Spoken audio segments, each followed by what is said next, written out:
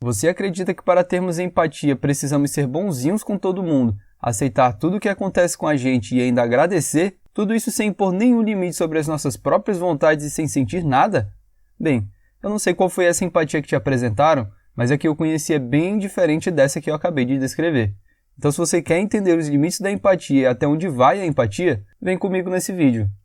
E se você gosta de aprender conceitos para aprender novas formas de levar a vida e aprender a se relacionar com as pessoas, você está no lugar certo. Eu faço vídeos semanais trazendo os conceitos juntos de exemplos práticos para você aplicar no seu dia a dia. Então se inscreva no canal para não perder nenhum aprendizado que pode ser valioso para você. Você que acompanhou meus vídeos em que falo sobre empatia, já deve ter um pouco mais claro o que é o conceito da empatia, ou talvez já tenha ouvido falar sobre isso em outro lugar.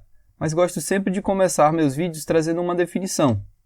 E segundo Marshall Rosenberg, o autor do livro Comunicação Não Violenta, a empatia é a compreensão respeitosa do que os outros estão vivendo. No dia a dia, as pessoas costumam chamar a empatia como um ato de se colocar no lugar dos outros, ou a capacidade de entender os sentimentos e desejos através do olhar do outro. Ou seja, quando colocamos em prática a empatia, a gente faz um exercício de entender o que motivou os sentimentos da outra pessoa e mesmo não tendo passado pela mesma experiência, conseguimos pelo menos imaginar como a outra pessoa está se sentindo. O mais interessante de tudo isso é que a empatia é uma habilidade natural, ou seja, já nascemos com empatia. Isso acontece porque somos seres sociais e sentimos a necessidade de conviver em grupos de pessoas, e a empatia foi uma forma encontrada pela nossa evolução para convivermos em harmonia. E ao mesmo tempo que a empatia é algo necessário para a sobrevivência humana, ela também tem um lado complexo, e é aí que mora o perigo, porque quando tentamos simplificar algo complexo, elas acabam trazendo algumas distorções. Então, mesmo quando temos a ideia de que, é só se colocar no lugar daquela pessoa, corremos o sério risco de extrapolar o limite da empatia, que são as nossas próprias histórias e experiências. Ou seja, mesmo que você se esforce ao máximo para neutralizar o que você sente para se imaginar na mesma situação, pelo simples fato de você ser um ser humano diferente, você já vai ter uma interpretação diferente. Além do que é quase impossível neutralizar tudo o que você pensa e sente para analisar o que o outro está sentindo e tirar uma conclusão neutra. Você tem a sua história, suas experiências e vivências. Então entenda isso quando quiser ter empatia por alguém e não passe por cima do esforço que é necessário para fazer esse exercício. E isso por si só já causa uma grande confusão. E outra confusão que passa dos limites da empatia é acreditar que precisamos ser bonzinhos, fofinhos com todo mundo, ou que acabamos sendo inocentes e bobos porque acreditamos em tudo que as pessoas nos falam. Ou ainda pior, que é quando acreditamos que para termos empatia, não definimos nenhum limite quando as pessoas fazem algo conosco. Então vamos para um exemplo para ficar um pouco mais fácil de visualizar. Imagine que você tem uma meta para atingir no trabalho, mas o seu colega acaba fazendo algo que prejudica você. E de novo você se questiona até onde vai o limite da empatia. Caraca, mesmo que ele tenha me prejudicado, eu preciso ter empatia por essa pessoa? O ideal é que sim, mas a empatia é entender os motivos e sentimentos que levaram essa pessoa a ter essa atitude. Você não precisa concordar com tudo que essa pessoa faz. E é aqui que entra essa confusão de acharmos que precisamos ser bonzinhos com todo mundo. Mas precisamos ter bem claro esse limite da empatia. Não é porque temos empatia que precisamos concordar, aceitar tudo, não fazer nada e ainda agradecer por isso ter acontecido com a gente. Por favor, né? Empatia é você entender o que os outros estão vivendo, mas não significa também que você precisa atropelar o que você está sentindo. Ou seja, se você se irritou com a atitude que te prejudicou, você não precisa regular o que você sente por causa do outro.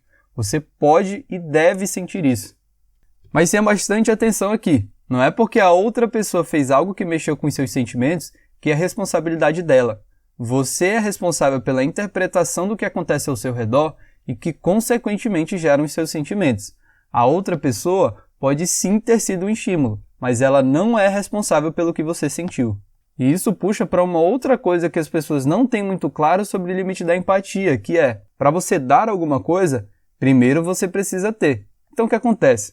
Por algumas pessoas acharem empatia como algo construtivo, que ajuda na relação com as pessoas, acabam tentando criar empatia com todo mundo que aparece pela frente. Mas para você dar algo, primeiro você precisa ter. Não adianta querer ter empatia com as outras pessoas se você não tem empatia consigo mesmo. E o que isso significa? Pegando o mesmo exemplo do colega de trabalho, Se uma pessoa te machucou, mas você nem sequer entende os motivos por estar se sentindo dessa maneira, ou não se responsabiliza por seus sentimentos, vai ser muito difícil ter empatia pelos outros. Por isso, para ter empatia com os outros, o ideal é primeiro você ter empatia consigo mesmo, para entender quais foram as consequências desses estímulos externos em você, e a partir disso você pode conversar com essa pessoa para que ela entenda quais foram as consequências da atitude dela nos seus sentimentos. Tudo isso trazendo as suas emoções, sentimentos, para que você possa se certificar que aquela pessoa entenda como você se sentiu e talvez até trabalhar em conjunto para encontrar uma solução. E isso você pode ir construindo aos poucos, mas independentemente de tudo, você precisa ter empatia consigo mesmo antes. E o que pode mudar? Se você vai falar logo de cara como você se sentiu, ou se você prefere esperar a pessoa falar para você ter empatia com os sentimentos dela e somente depois falar sobre como você se sentiu. Isso envolve prática, mas também envolve o grau dos sentimentos que você está sentindo. Se você sentiu muito em uma determinada situação, é claro que vai ser mais difícil de segurar isso. Por isso é importante praticar a empatia para entender os seus limites. E são através desses limites que a gente pode exercitar a empatia. Quando temos claro que a empatia é entender o que se passa com a gente e o que se passa com o outro, podemos ter relações bastante construtivas. E espero que você tenha entendido a partir desse vídeo que, primeiro, a empatia não é ser bonzinho ou fofinha com todo mundo a todo tempo. Segundo, não é passar por cima dos seus sentimentos. Terceiro, não é aceitar tudo o que acontece com você sem falar nada. Quarto, ainda acreditar que se colocar na posição do outro é uma coisa simples. E quinto, que você precisa mudar de opinião ou mudar seus valores ou concordar com tudo que a pessoa acredita. A empatia nada mais é do que a compreensão respeitosa do que você está sentindo e o que os outros estão vivendo. Ela pode sim ser uma habilidade importante para termos relações mais ricas, mas precisamos ter bem claro os limites de tudo isso. E se você quer aumentar sua consciência sobre empatia e aprender a se relacionar com os outros sem se anular, recomendo o livro Comunicação Não Violenta, já que ele é quase um manual para entendermos o que se passa conosco e com as outras pessoas. Por isso estou deixando o link da Amazon na descrição do vídeo, caso você queira garantir outros aprendizados presentes nesse livro e contribuir com o meu trabalho. E se você quer acompanhar mais vídeos como esse que mostram como ter melhores relações com as pessoas e consigo mesmo, se inscreva no canal e ative o sininho, porque semana que vem tem vídeo novo no canal. Até o próximo vídeo e um grande abraço!